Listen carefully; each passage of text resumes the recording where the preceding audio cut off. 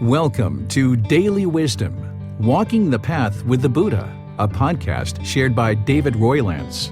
This podcast is dedicated to guiding you to completely eliminate the discontent mind and the suffering it causes by attaining enlightenment. Learn and practice the teachings of Gotama Buddha that will guide you to fully attain a peaceful, calm, serene, and content mind with joy.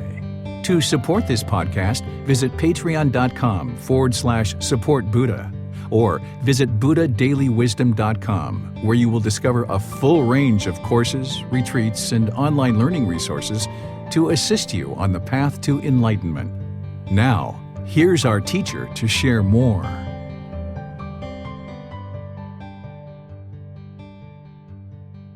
Sawadee Kap. Hello and welcome to Daily Wisdom, Walking the Path with the Buddha.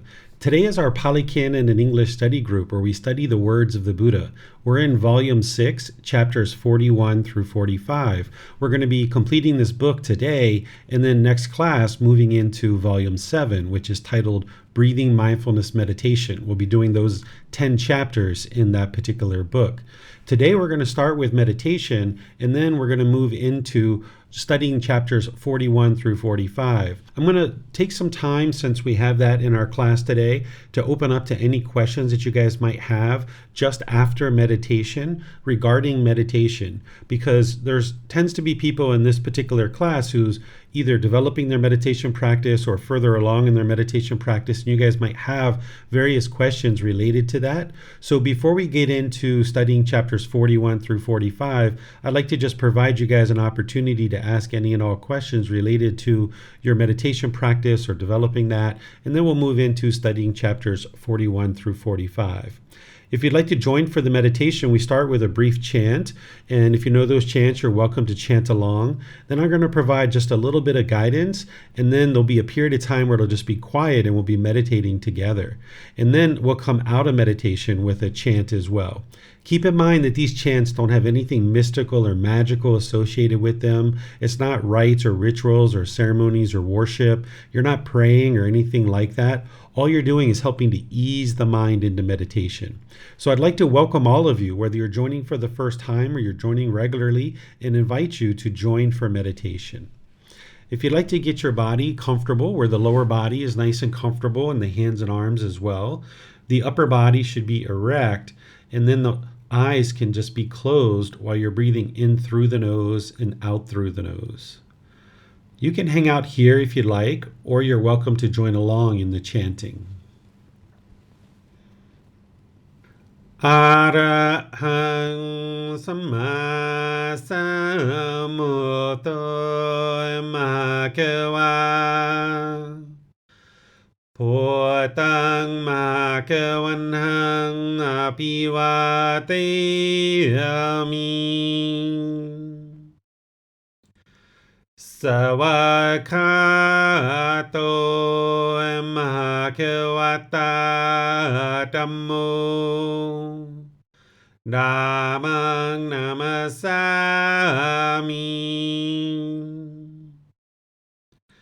Supatipano Bhagavato Sāvaka Saṅkho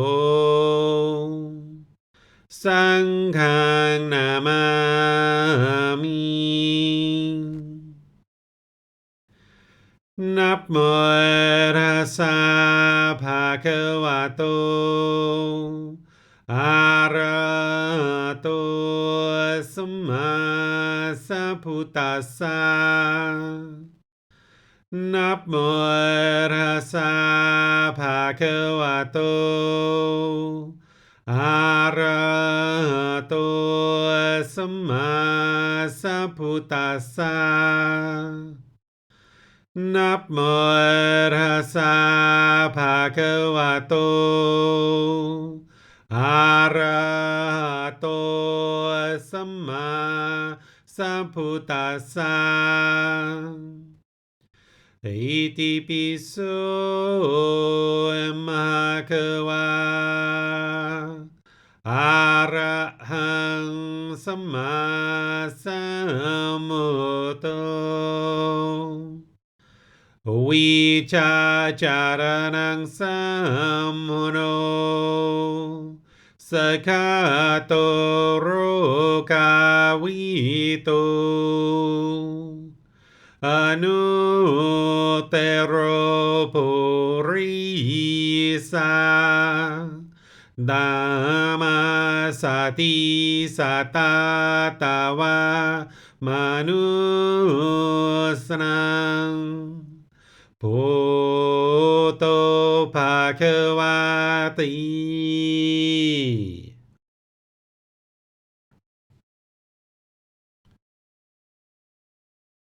Okay, with your eyes closed, just start breathing in through the nose and out through the nose. Here you're just looking to establish the breath, a nice, natural, steady, consistent breath. Not forced or controlled, just a gradual inhale through the nose, experiencing the full breath. And then when you're ready, exhale out through the nose. Breathing in and out. Your breath may not match up with the guidance that I'm providing, and that's okay. This is your practice. So wherever you get to the next inhale, just breathe in gradually through the nose, establishing a nice, natural breath. Breathing in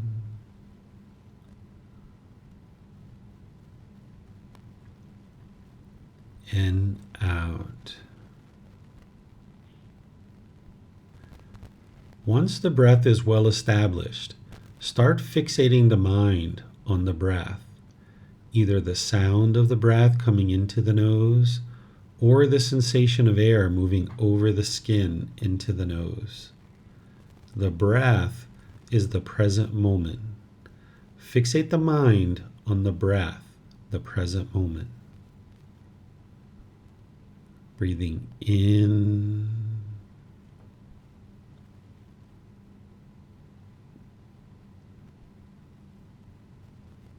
and out.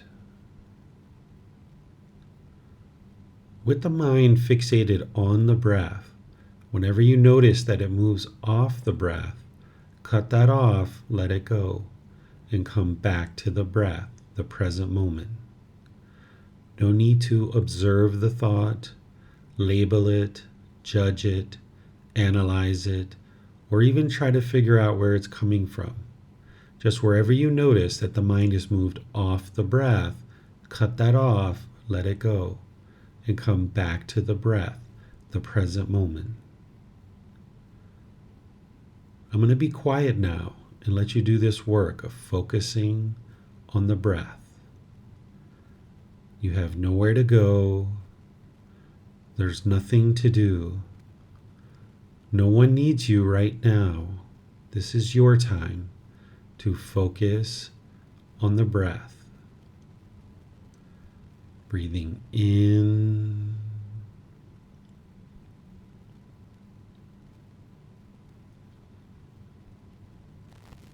and out.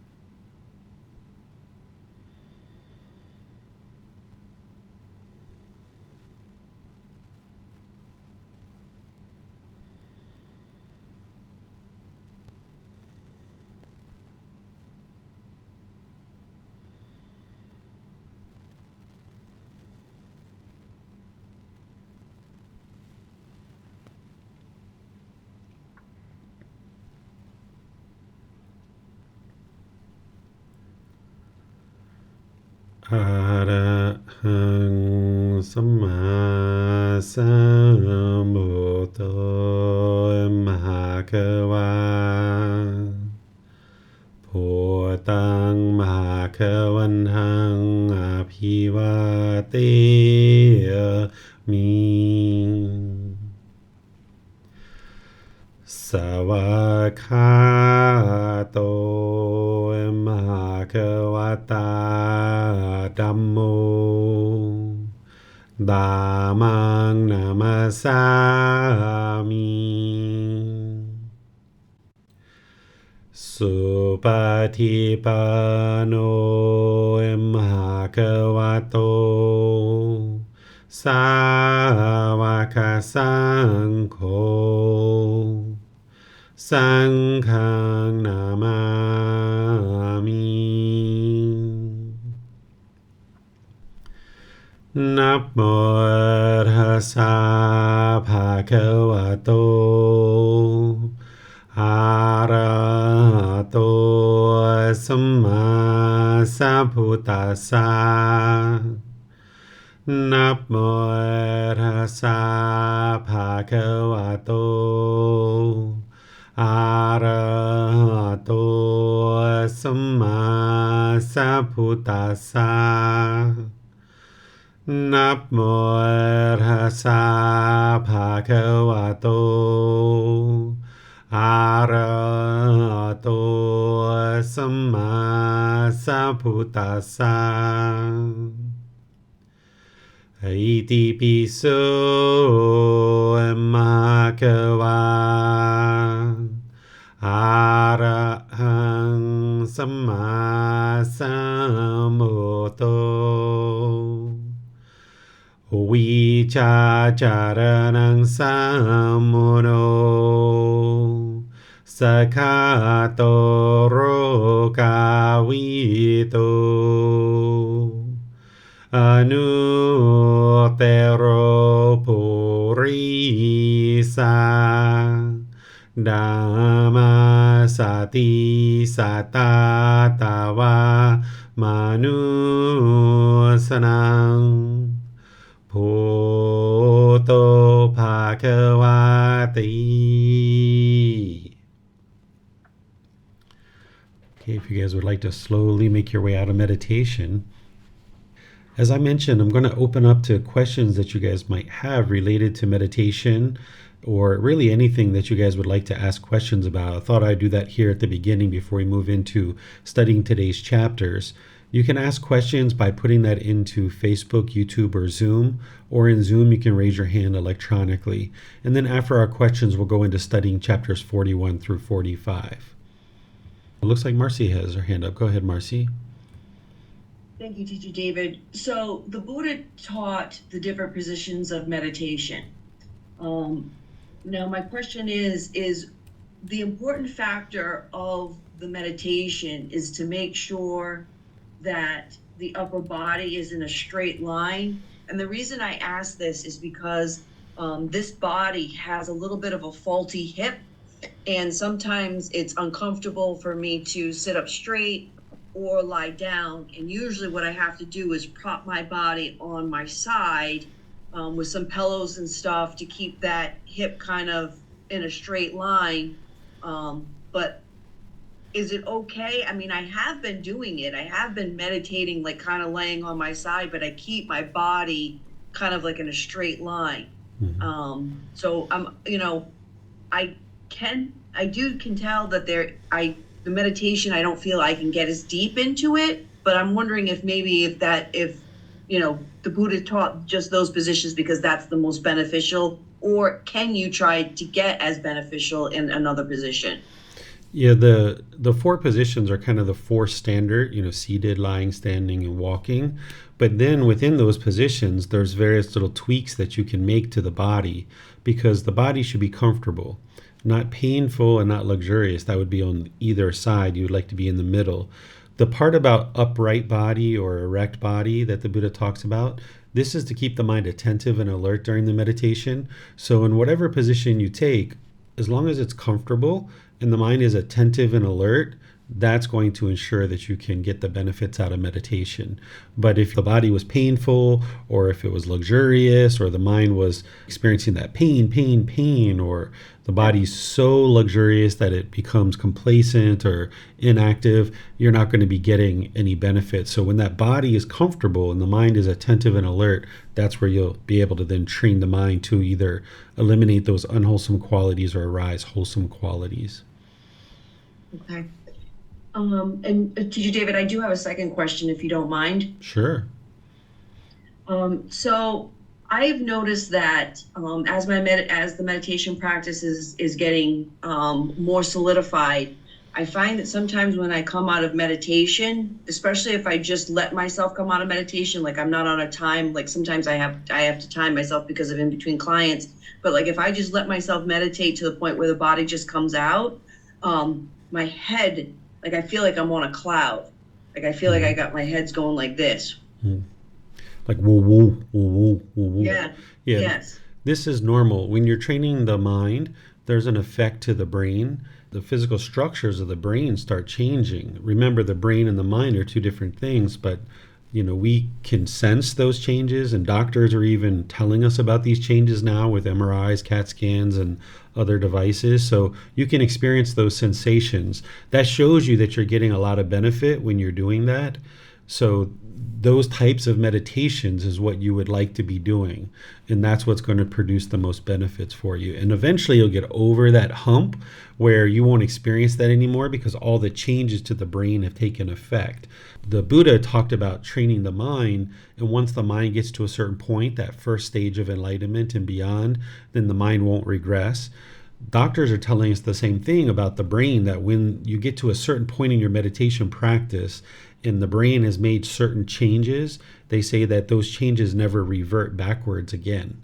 And what you'll also notice is once all those changes take effect, you won't notice those sensations and everything. The head will just be very stable and steady. The mind will be very stable and steady. And you'll be over that hump. But whatever you're doing there to meditate and experience those things, not that you're looking for those experiences, but you're looking for that benefit that is being indicated by the sensation. So keep doing those types of things. Yeah. Okay.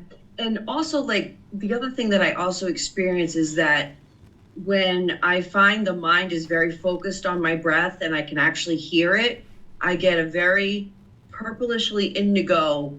I see purple, like an indigo, purpley blue. Mm-hmm. And I'm assuming that's the same thing, right? That's just the mind just kind of clearing out the pollution and kind of resetting. Yeah, the sight all happens inside the brain. The eyeball itself is just a lens that lets light in, and then the sight actually occurs inside the brain. So even with the eyes closed, you can still see things because the brain is what's producing the sight. So as those physical structures of the brain are changing, you can have all kinds of different colors or flashing lights or memories and different things. Your mind's very creative the way that it functions. And when that's occurring, just know that that's normal. Again, you'll get over that hump and eventually you won't see those colors and different things like that because all those changes will have taken place. All right. Thank you, Teacher David. Yes, you're welcome. All right, just going to look here and see if we have any questions on any of our other platforms. I'm not seeing any questions on any of our other platforms, so let's go ahead and move into studying the teachings of the Buddha using Volume 6, chapters 41 through 45. And for all of you in Zoom, if you would like to read at all, you're welcome to read. Just raise your hand and let me know that you'd like to volunteer. Otherwise, I'll just go ahead and read chapters, but I'd like to extend the offer out to everyone. Oh, I see Marcy raising her physical hand. You can go ahead and read, Marcy. Chapter 41, the true definition of a being. Venerable Sir, it is said, a being. In what way, Venerable Sir, is one called a being? One is stuck, Radanda, tightly stuck, in desire, lust, excitement, and craving for form. Therefore, one is called a being. One is stuck, tightly stuck, in desire, lust, excitement, craving for feeling, for perception, for volitional formation, choices, decision, for consciousness. Therefore, one is called a being. Okay, thank you, Marcy. So this is helpful because the Buddha is providing you a definition of what is a living being. And if you remember back to the first precept, that the Buddha talks about living compassionately for the welfare of all living beings. So in order for you to accomplish that, you need to know what is a living being. And he's providing you a definition here. And remember, just like everything else in this practice, you're not believing anything. You're not believing these books. You're not believing me. You don't know where anything has been. You don't know what impermanence has affected it. So you're looking for the truth and getting to the truth. So you learn, you reflect through independent verification, and then you practice. So the learning here that you're getting from this particular book and what I'm sharing in the class is that the Buddha is describing what a living being is through the 5 aggregates: form, feeling, perception, volitional formations, which are choices and decisions, and consciousness. These are the 5 things, or the 5 collections, or the 5 elements. And the Buddha is saying this is what describes a living being. I have them here in this chapter because remember, in each particular chapter, it's not only the words of the Buddha in the reference going back to the original source teachings, but you have words from me to help you further understand. So what form is this is the physical body. Then you've got feelings, which are the results of experiences in the mind through the 6 sense bases. This is those conditioned feelings of pleasant feelings, painful feelings, neither painful nor pleasant. So things like happiness, excitement, elation, thrill, exhilaration, euphoria, those are pleasant feelings. Then you've got painful feelings, which are anger, sadness, frustration, irritation, annoyance, guilt, shame, fear, stress, anxiety, and others, of course. And then you've got neither painful nor pleasant. And I put boredom and loneliness in there, but some people say that's quite painful for them. But shyness or displeasure or uncomfortableness, these are feelings. Then you've got perceptions. Perceptions is your belief or opinions of how things seem to be in the world, kind of your views or opinions, the way you look out at the world. Then you've got volitional formations, which are choices and decisions, certain choices that you make, certain decisions. This is your free will. Then you've got the consciousness itself, which is the mind. So consciousness is another way of saying the mind, right? So here, what you do to not believe this is, now that you've learned this, that a living being that the Buddha is describing is that it has form, feeling, perception, volitional formations, and consciousness, these 5 collections or 5 elements or 5 aggregates. You take things that you know to be a living being, which is starting with yourself, or if you have animals or pets, dogs, cats, things like this, look at your own existence. Is there physical form?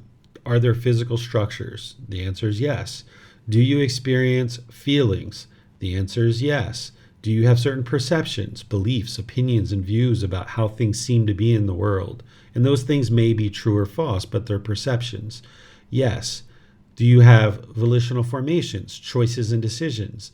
The answer is yes. Is there a consciousness or a mind? And the answer is yes.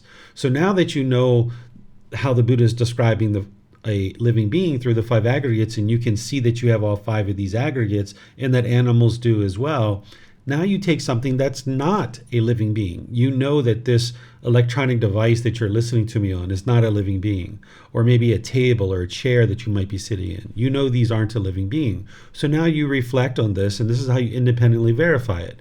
Does it have physical form? The answer is yes, it has physical form. Does it have feelings? No, this table, this chair, this computer doesn't have feelings. Does it have perceptions? No. Does it have volitional formations?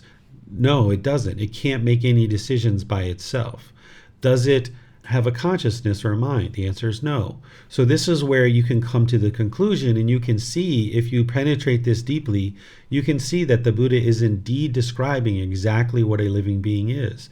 And if you need to reflect on this more and compare it and contrast it to more things in the world that you know to be a living being and things that aren't a living being, then this will really help you. This is where you can look at things like a bacteria or a virus. You can see that it's not a living being because it may have physical form, a very minimal physical form, but it has physical form, but it doesn't have feelings, perceptions, volitional formations, or consciousness. This is where you can also look at plants. While we use the language where we oftentimes refer to a tree as being alive, It's not a living being based on the five aggregates. It has physical form, but it doesn't have feelings. It doesn't have perceptions. A tree doesn't look out at the world and have certain beliefs and opinions about the world. It doesn't have volitional formations. It can't make a choice or decision to pick itself up, walk down the street, and replant itself. And this is because it doesn't have a mind. So while we oftentimes use language in the unenlightened state in certain ways that it's not necessarily intended to be used, or that it doesn't necessarily represent true reality, your mind in your language needs to reflect true reality. So when we talk about plants or viruses, we talk about sometimes killing a tree or killing a virus. We're not actually killing it because it's not truly alive, because it's not truly a living being. So here is how you can see that through the words of the Buddha. He's providing you this definition that has stood the test of 2,500 years of changes and different impermanence that's happened in the world. He's teaching you the natural laws of existence that are timeless. They're not changing from the time of the lifetime of the Buddha until now. It's the same natural law. So a living being has form, feeling, perceptions, volitional formations, and consciousness. Let me know what questions you guys have on this chapter. Okay, I'm not seeing any. Oh, there's Marcy. What's your question, Marcy? When he says tightly stuck in desire, lust, excitement, and craving for feeling, for perception, for visual formation, for consciousness, therefore one is called a being. When someone becomes enlightened, they're still a being. They're just an enlightened being, right? Which means that they would not be tightly stuck in these, or would they? Yeah, they wouldn't be tightly stuck in this because they wouldn't have desire, lust, excitement, craving, and all that, correct? This is describing a being in the cycle of rebirth, where by the time you get to enlightenment, you've escaped the cycle of rebirth. Tightly stuck is like clinging. The mind is clinging and craving to form, feelings, perceptions, volitional formations, and consciousness. By the time you get to enlightenment, you're no longer clinging to those things. You're outside of that.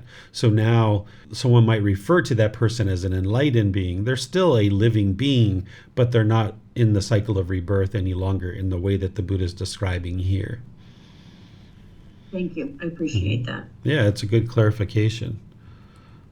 Okay, I'm not seeing any questions here in any of our other platforms, so let's go on to the next chapter, which is 42. Let's see. So I guess I'll go ahead and read this one, unless, Marcy, did you sometimes volunteer to read all of them? Would you like to read all of them today? Okay. Yeah, if you would like me to continue to read so that you can do the teaching, I don't mind at all. Sure, go for it. All right. The nutriment consciousness. The Venerable Malipangana said to the perfectly enlightened one, Venerable Sir, who consumes the nutriment consciousness? Not a valid question, the perfectly enlightened one replied. I do not say one consumes. If I should say one consumes, in that case, this would be a valid question. Venerable Sir, who consumes? But I do not speak thus. Since I do not speak thus, if one should ask me, Venerable Sir, for what is the nutriment consciousness a condition? This would be a valid question. To this, the valid answer is, the nutrient consciousness is a condition for the production of future renewed existence.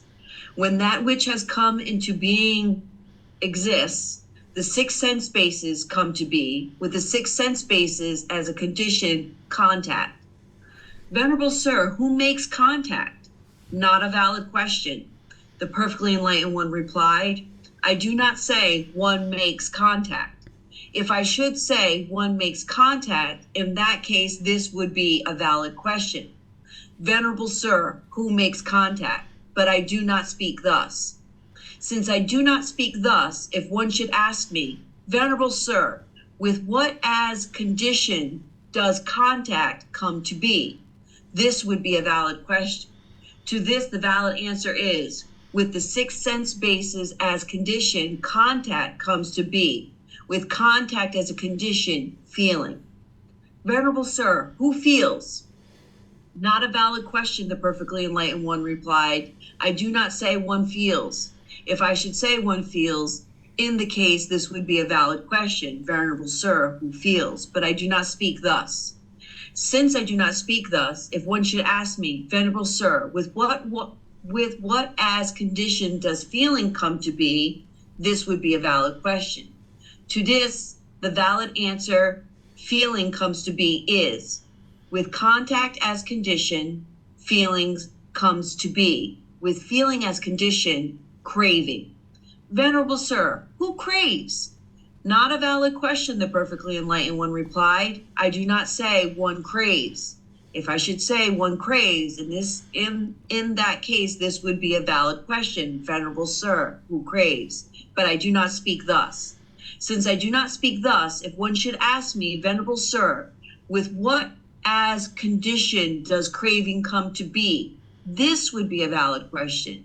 To this, the valid answer is, with feeling as condition, craving comes to be. With craving as condition, clinging. With clinging as condition, existence. With existence as condition, birth. With birth as condition, aging and death, sorrow, grief, pain, displeasure, and despair come to be. Such is the origin of this whole mass of discontentedness. But, Phaguna, when the remainderless fade away, and elimination of the 6 sense bases for contact comes elimination of contact. With the elimination of contact, elimination of feeling. With the elimination of feeling, elimination of craving. With elimination of craving, elimination of clinging. With the elimination of clinging, the elimination of existence. With the elimination of existence, the elimination of birth. With the elimination of birth, aging and death, sorrow, grief, pain, displeasure, and despair is eliminated. Such is the elimination of the whole mass of discontentedness. Okay, thank you, Marcy. So here we have a discourse where there's a student of the Buddha asking questions about dependent origination. We studied dependent origination back in volume 5, chapter 14. These are the 12 interlinking steps that shows how beings experience discontentedness through these 12 interlinking steps and how one comes back into the world through the cycle of rebirth. When you first start out, you learn the Four Noble Truths, which gives you a little window into understanding craving, desire, attachment as the cause of discontentedness. But in reality, there's these 12 interlinking steps that one leads to the next that ultimately lead to discontentedness and rebirth. And what you're doing on the path to enlightenment is you're dismantling dependent origination, starting with the very first condition, which is ignorance or the unknowing of true reality. And you're working to transform that to wisdom. This is why the very first time when students start learning with me, I teach them not to believe any of the teachings that I share. Don't believe the books, don't believe anything, because belief, you don't know what's true or false. And if you just have belief, you can't get to wisdom. Thus, you can't transform ignorance into wisdom and dismantle dependent origination. So even though students don't learn dependent origination until they've maybe been learning with me for a year or two, I set them up at the very beginning to understand wisdom is what you're looking to cultivate. And ultimately, that's what's going to help you on this path to enlightenment, to transform the mind to this enlightened mental state. Well, here, this particular student is asking the questions to the Buddha about the dependent origination, but this individual doesn't understand the universal truth of non-self. They still have personal existence view where they think that there is an I or a me that is there, that is actually consuming or making contact or feeling. So when this student says, Venerable Sir, who consumes? Or Venerable Sir, who makes contact? The Buddha keeps saying this isn't a valid question because there is no I, there is no me, there's no you there. So if you understand the universal truth of non-self and how that's working to help you eliminate personal existence view, then you understand how the unenlightened mind clings to the self-image and the self-identity, thinking that there is an I or a me or a you. There is a physical body that's in existence. There is a mind that is in existence. And the combination of these two things we might refer to as a person or as a human being. But this self-image isn't you. It's not who you are as a person. And same thing with the self-identity. And when you come to realize this and you fully train your mind to let it go, then when your hair turns gray or you lose some hair or you get a pimple or a wrinkle or you get a little bit of fat here and there, you won't be all shaken up about it. Or if somebody says something agreeable or disagreeable to you, you won't be all shaken up and discontent about these things. You'll still make wise choices to take care of this physical body because you need to take care of it, but you won't experience discontentedness as a result. And then the same thing with the self-identity. There might be certain things that your mind is holding on to, like I am American, or I am a nurse, or I am a postal worker, or I am a construction worker, or I am a dad, or I am a mom, I am a machinist, or any of this I am a husband, I'm a wife, I'm a boyfriend, I'm a girlfriend. As long as the mind is identifying with that and thinking that's who you are, when you're not performing those roles anymore, you'll struggle. So if somebody went from, say, being a police officer and they got injured, and now say that they're an electrician, right? And say they're doing electrical work. Well, if they identified with I am a police officer, when they weren't able to work in that field of work anymore, they would really struggle because they identify with that's who they are as a person. That's their self-identity. And now they would really struggle. Or if you were a husband or a wife or a boyfriend or girlfriend and you guys separated, now you might try to hurry up and get right back into another relationship to try to assume that role again. So it's a matter of we perform certain roles in this world, we do certain things, but if the mind is clinging to it, thinking that's who you are, you'll experience discontentedness.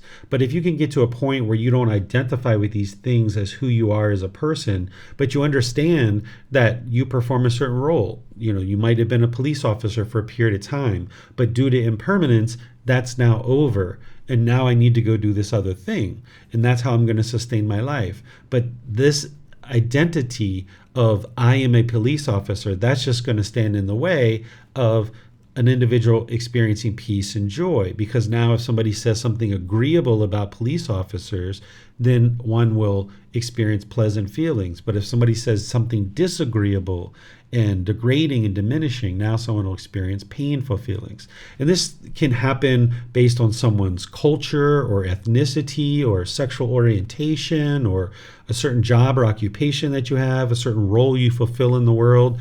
This is the identity that the unenlightened mind is oftentimes clinging to. So you'd like to get rid of this self-image and self-identity, no longer clinging to it, thinking that this is who you are, and then when somebody says something either agreeable or disagreeable, you can continue to reside peaceful and joyful.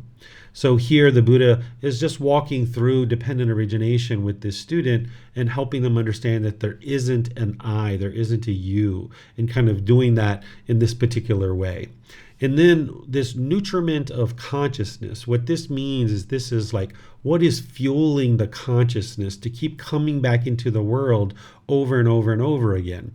So the Buddha describes the craving, desire, attachment as being the fuel that leads to rebirth. He describes this in other teachings. Here he's using this terminology of nutriment of consciousness. This is what's feeding the consciousness to allow it to continue. So as long as you have fuel in the mind, then the mind will continue. There'll be continuous existences. So the craving, anger, and ignorance, these are the fires that are burning in the mind. They're raging in the mind.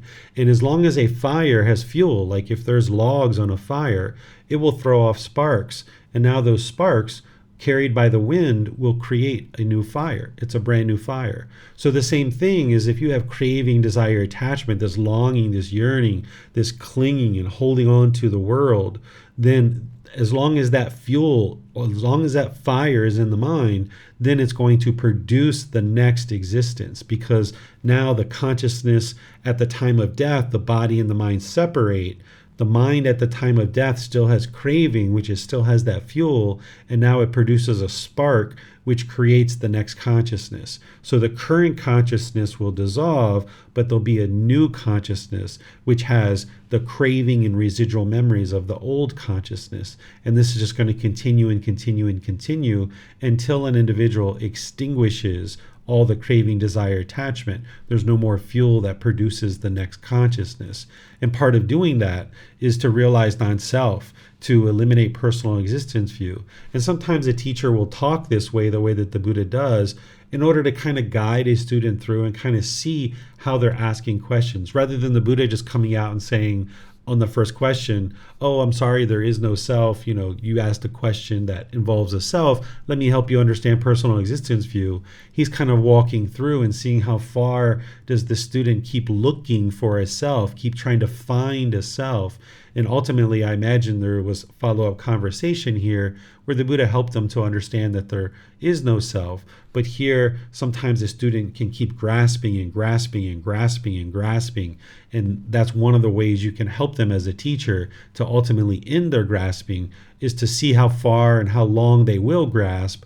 And then finally getting to the end of that, then ultimately helping the student to see what their mind is doing and what the true reality is, so that they can learn, reflect, and practice. So let me know what questions you guys have on this chapter. You guys know how to do that through Facebook, YouTube, or Zoom, or you can raise your hand in Zoom and ask any questions or follow-up questions that you like. Okay, I'm not seeing any questions here. So let's go ahead and move to the next chapter, which is chapter 43. All right, Marcy, up to you. Over to you. The observation of existence. Venerable Sir, it is said, existence, existence. In what way, Venerable Sir, is there existence? 1. If, Ananda, there were no Kamma ripening for the sensory realm, would sensory spheres be observed? No, Venerable Sir. Thus, Ananda, for beings hindered by ignorance, unknowing of true reality, and fettered by craving, Kamma is the field, consciousness the seed, and the craving the moisture for their consciousness to be established in an inferior realm, hell, animal, or afflicted spirit realms. In this way, there is the production of renewed existence in the future. If, Ananda, there were no Kamma ripening in the form realm, would form fear existence be observed? No, Venerable Sir. Thus, Ananda, for beings hindered by ignorance, unknowing of true reality, and fettered by craving, Kamma is the field, consciousness the seed, the craving the moisture of the consciousness to be established in the middling realm, human realm. In this way, there is production of renewed existence in the future. 3. If, Ananda, there were no Kamma ripening in the formless realm, would formless sphere existence be observed? No, Venerable Sir. Thus, Ananda, for beings hindered by ignorance of unknowing of true reality and fettered by craving, Kamma is the field, consciousness the seed, and craving the moisture for their consciousness to be established in the upper realm, heavenly realm. In this way, there is production of renewed existence in the future. In this way, Ananda, there is existence. Okay, thank you, Marcy. So here, the Buddha is describing the three things that are essentially helping to produce this new existence. He talks about craving as being the fuel that is essentially the trigger, that if at the time of death there's craving in the mind, that means there is going to be rebirth. But then your Kamma, basically the results of your decisions, that's what Kamma means, cause and effect, or action and result, the results of your decisions, not a mystical, magical thing or black cloud or punishment and rewards, but just the results of your decisions. That's what's going to determine what realm one is born into and the condition of that existence once they get into that realm. And the seed here he's talking about is the consciousness. One of the things you're doing on this path to enlightenment is, of course, eliminating craving, desire, attachment. That's what's going to eliminate the discontent feelings, and that's what's going to eliminate rebirth as well. But you need wisdom in order to accomplish that. That's why you're transforming the mind away from ignorance to wisdom, so you understand how to eliminate craving, desire, attachment. Well, all unwholesome Kamma is being generated by craving, anger, and ignorance. These are the three poisons, or the three unwholesome roots. All Kamma that is unwholesome is going to be produced through making decisions that involve craving, anger, and ignorance. If you make decisions through craving, anger, and ignorance, they're going to be unwise decisions and produce unwholesome results. And in addition to extinguishing craving, anger, and ignorance, what you're doing is you're extinguishing your unwholesome Kamma. any unwholesome Kamma production from the past. So that now that you're on this path, there's certain decisions that you made in the past that are going to come back to you. And now what you're looking to do is extinguish any unwholesome results of your decisions. So say prior to being on this path to enlightenment, you might have filled out some tax forms and you might have lied on those tax forms.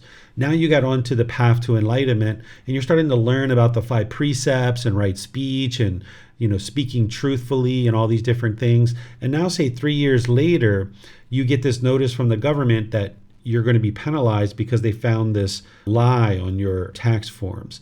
And now that you've gotten this, in the past where you might have tried to run and hide and be more deceptive, which would have just produced more unwholesome Kamma, instead you're choosing to do something different, which is be wise and make wise decisions to be truthful. And maybe you call up the government and you let them know that you take full responsibility for this and that you'd like to see if you can work out a payment plan in order to extinguish this unwholesome Kamma. And maybe even as a result, they drop off the penalty fees or something like that. So what you're doing is you're trying to extinguish this unwholesome Kamma. By the time you get to enlightenment, there is no more unwholesome Kamma. You've extinguished it all.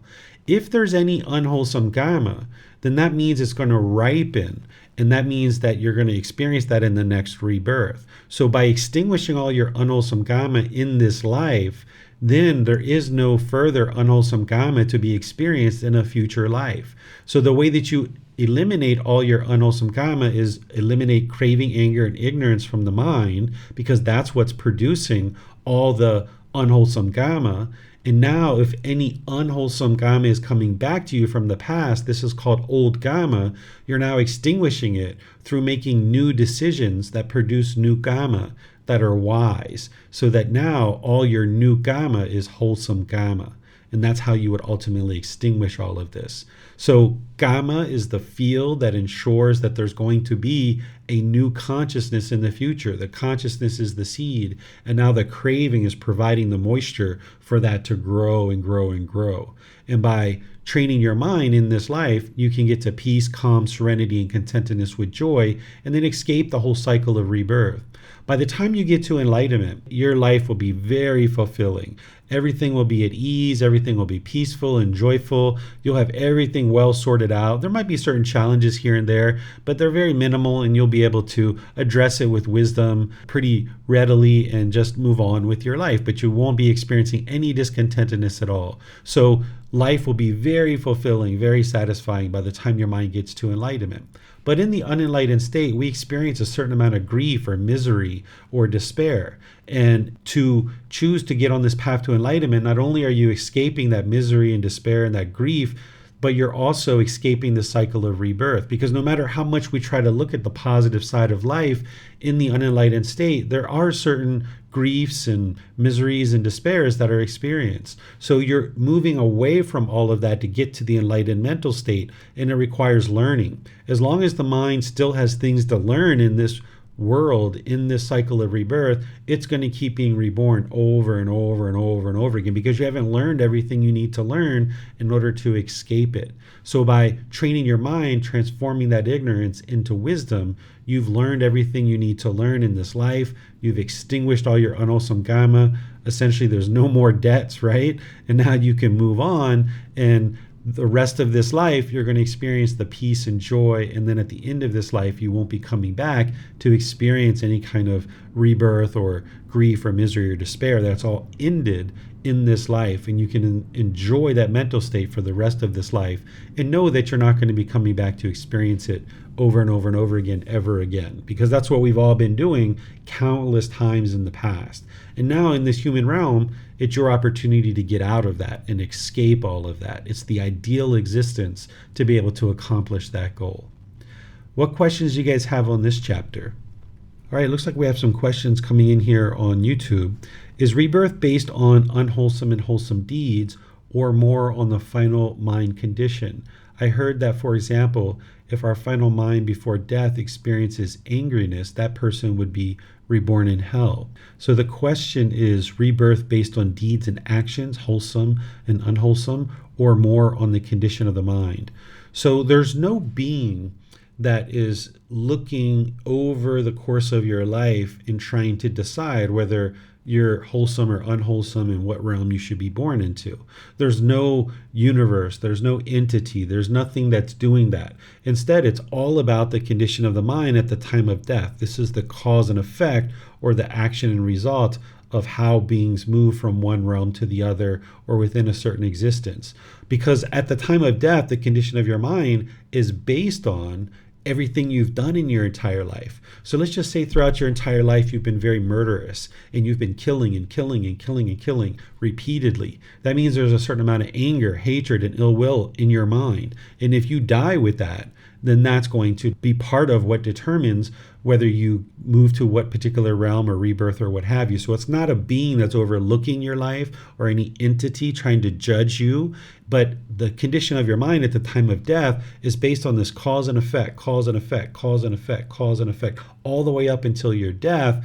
And now certain cravings, certain anger, certain ignorance that's in the mind, this is going to produce the next result of what happens next after this in terms of whether you are going to be reborn and what realm and what condition. But if you get to enlightenment, by the time you get to death, now there's no longer any unwholesome qualities in your mind whatsoever. You fully cultivated the mind. You fully purified the mind. So at the time of death, your mind's already been purified. So there aren't any causes or conditions that are going to lead to the next rebirth. So the Buddha doesn't describe what comes next for an enlightened being, but he explains that there's no more rebirth in the cycle of rebirth. But he doesn't say whether there is an existence or isn't existence, what may or may not come next. But we know there isn't rebirth in the cycle of rebirth. But it's all based on the condition of the mind at the time of death, because that's what sends the next thing into motion, so to speak, if the mind is unenlightened. So great question there, Vladimir. I'm not seeing any questions in Facebook or Zoom. So let's go on to the next chapter, chapter 44. The conduit to existence. Venerable Sir, it is said, the conduit to existence, the conduit to existence. What, Venerable Sir, is the conduit to existence? And what is the elimination of the conduit to existence? Radanda, the craving, desire, excitement, lust, engagement, and clinging, mental standpoints, adherence, an underlying tendency regarding form. This is called the conduit to existence. Their elimination is the elimination of the conduit to existence. The craving, desire, excitement, lust, engagement, and clinging, mental standpoints, adherence, and underlying tendencies regarding feeling. This is called the conduit to existence. Their elimination is the elimination of conduit to existence.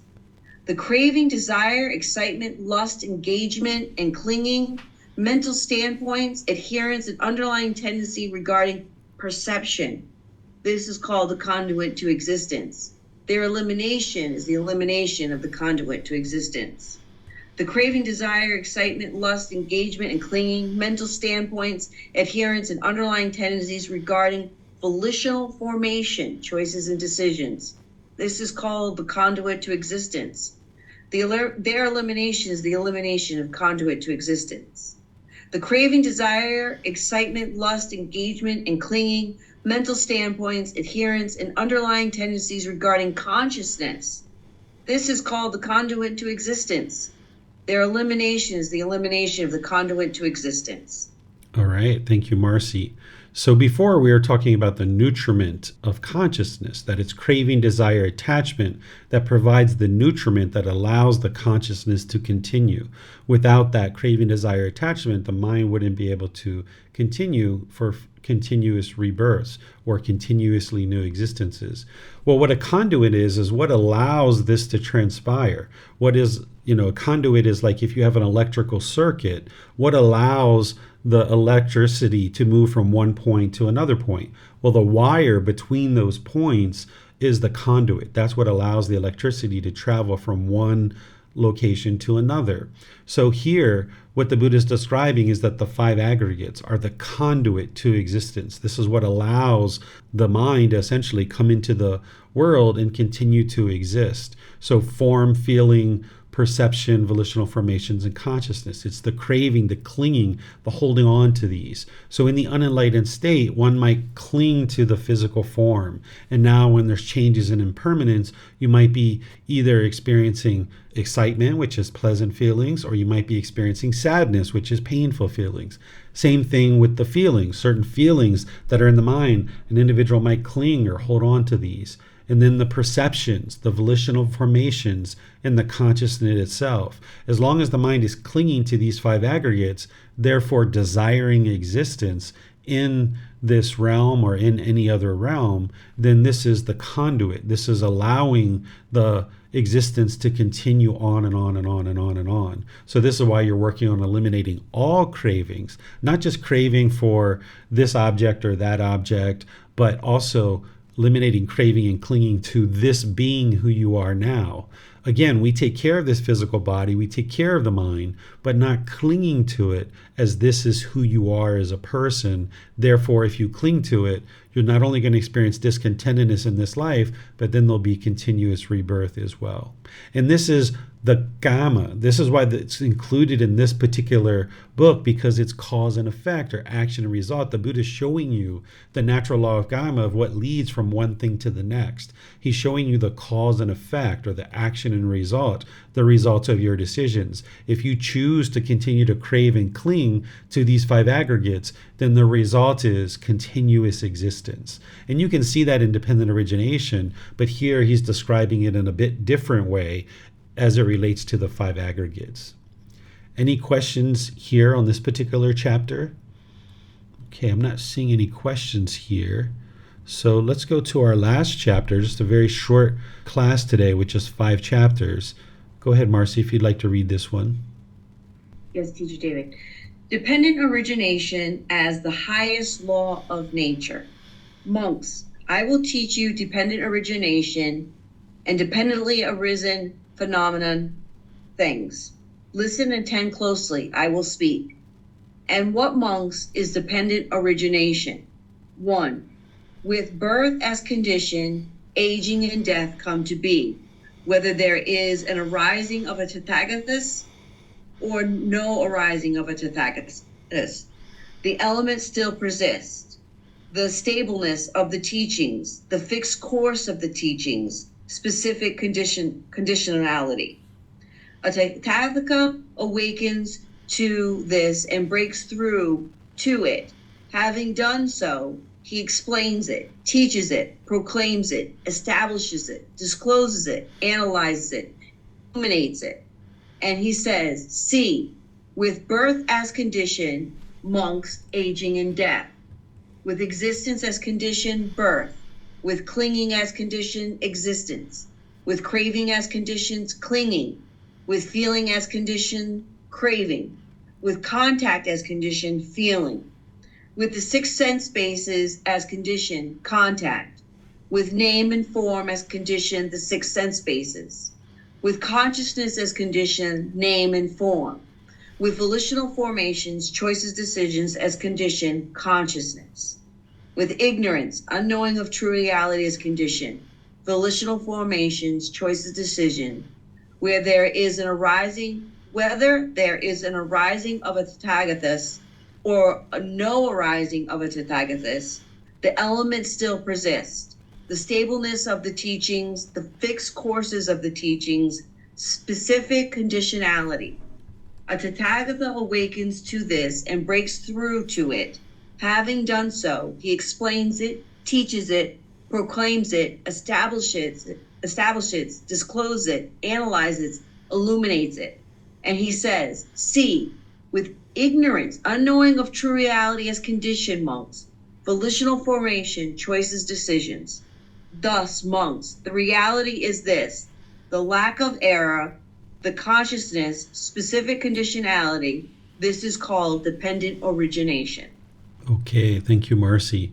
So, as I mentioned, we learned dependent origination back in Volume 5, Chapter 14, and that's where we went through and taught it very detailed. This upcoming retreat that I'm teaching here in Chiang Mai starting tomorrow, and by the way, I'm going to try to live stream all the classes from that retreat, so you'll be able to watch them as recordings or watch them live if you like, and even ask questions during the retreat. There's going to be a certain number of people here live, and then there's going to be people online as well. So I'm going to probably spend a good hour and a half just teaching dependent origination, among other aspects of that retreat, where that retreat is geared towards developing a life practice to attain the first stage of enlightenment. It's going to be all the teachings in one retreat that are needed to get to the first stage of enlightenment.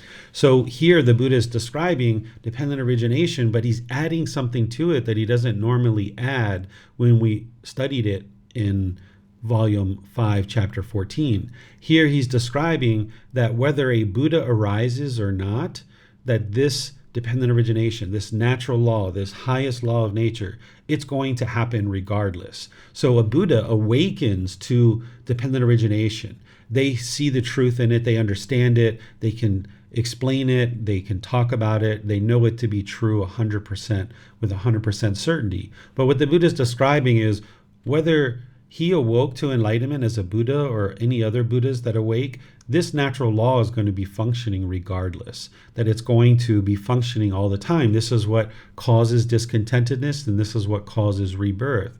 So once a Buddha awakens to it, they break through to this particular teaching and they can see it very clearly. And having seen it, then they start explaining it, teaching it, proclaiming it, establishing it, disclose it to others, analyze it and illuminate it so that other people can see it too, because it's not something that somebody would just think up themselves other than an actual Buddha.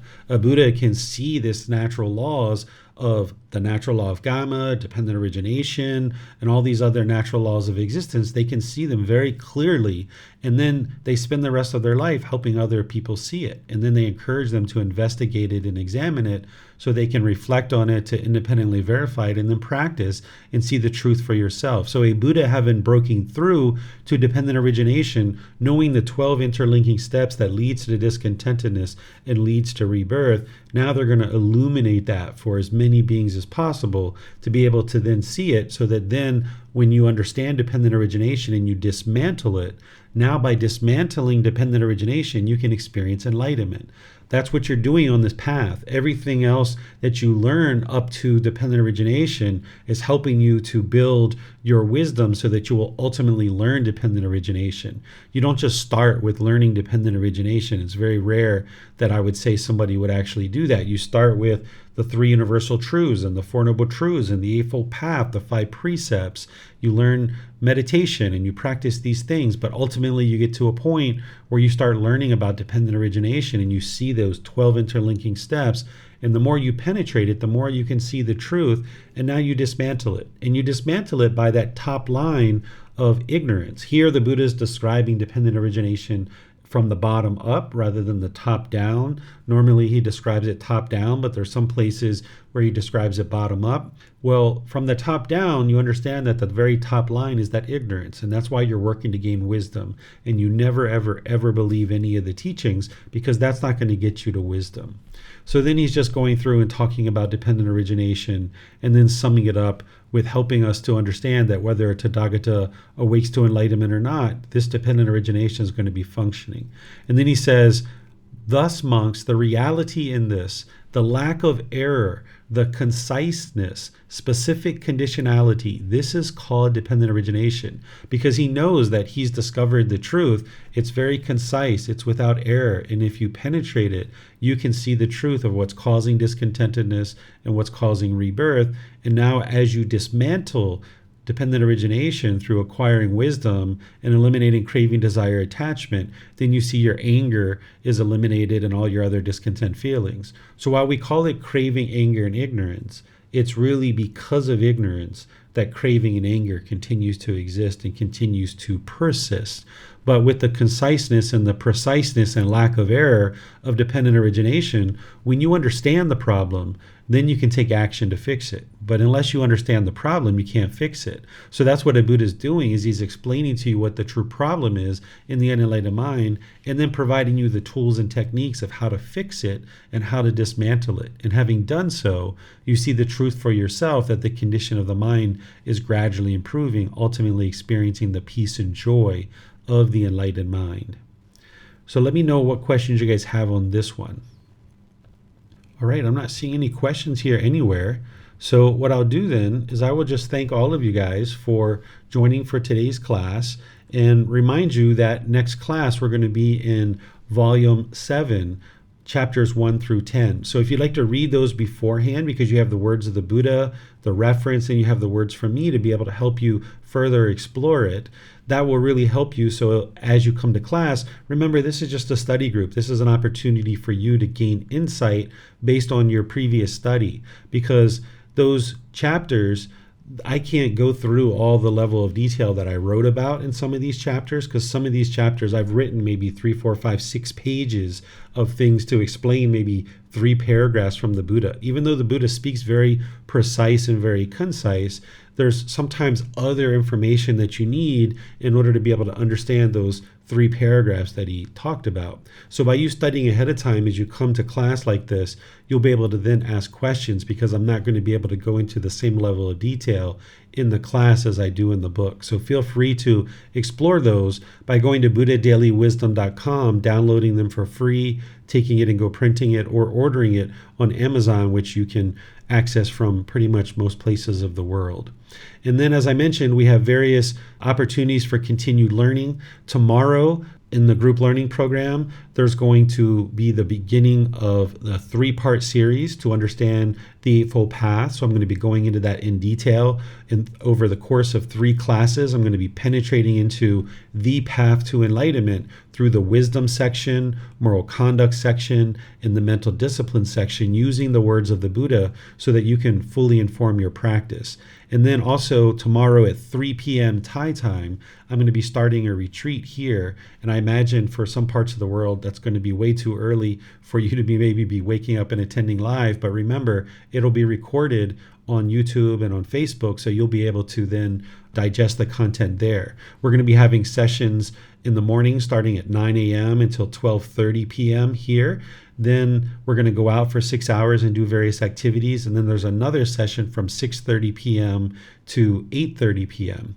And then on the various Sunday and Wednesdays, I'm still going to be teaching all of our normal programs of the online Pali Canon and English study group and the group learning program. So if you're attending these, you'll have these to learn from. But if you would like to dive into additional teachings that are just for the first stage of enlightenment, you might be interested in those retreat sessions, which are all loaded on Facebook and YouTube now. You should be able to see the playlist, and you'll see what time they're happening. And you can even go to the link of the retreat and you can see the full detail of each class and a description of each class, so that then if you would like to attend live for any of the classes, you can, or you can just digest the content through YouTube or Facebook and then ask your questions through posting in Facebook, through asking questions through private message, or perhaps scheduling personal guidance. And then there's questions you can ask in some of these classes as well. As we teach classes, you're always welcome to ask questions. But since that content is unique to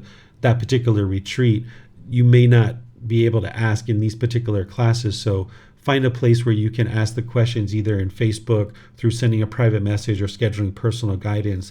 And then where we have time, we can always take an occasional question that's not necessarily on the particular topic we're discussing.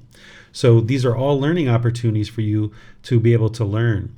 And then about a week from now, I'm going to be teaching a class called Experiencing the Jhanas in the 4 Stages of Enlightenment. This is another course or retreat here in Chiang Mai, which I'm going to be starting to live stream all the classes and courses and retreats that I teach at the temple. So even this Pali Canon and English study group, which I taught this morning at 9 a.m., I'm going to start live streaming that in the group learning program. So now there's going to be 2 options. You can be attending like you do here normally, or you can be attending the earlier class. So for those of you guys on the East Coast of the USA, you'll have a Friday evening, Saturday evening, and Tuesday evening availability for class now, where now you have Sunday morning, Wednesday morning, and Saturday morning. So there's going to be 2 options now for the Pali Canon and English study group and the group learning program, as well as all the other courses and retreats that we're going to be live streaming out of the temple. So you guys can tune into these things, and decide, what makes sense for you to be able to learn, because you're on your own independent journey and there's all these new options available to you that you can partake in. So thank you all for your continued support to allow me to offer these types of things, to be able to set up the equipment, to be able to offer the live streaming directly from the temple, and all the other things that I'm doing to bring you these teachings more and more. This is your Kamma coming back to you. As you're practicing generosity, the Kamma is coming back to you, where you're getting more and more opportunities to be able to learn. So thank you guys for all your support. Thank you for your questions. I'll see you guys in one of these future classes. Have a very lovely and wonderful rest of your day. Sawadee khap. Thank you for listening to this podcast. To provide support for this podcast, visit patreon.com/support Buddha. To access more teachings, visit buddhadailywisdom.com. There, you will discover a full range of courses, retreats, and online resources to assist you on the path to enlightenment. Remember to establish a daily, consistent meditation practice, along with learning and practicing these teachings. A well-developed meditation practice is the foundation in which to train the mind to attain enlightenment.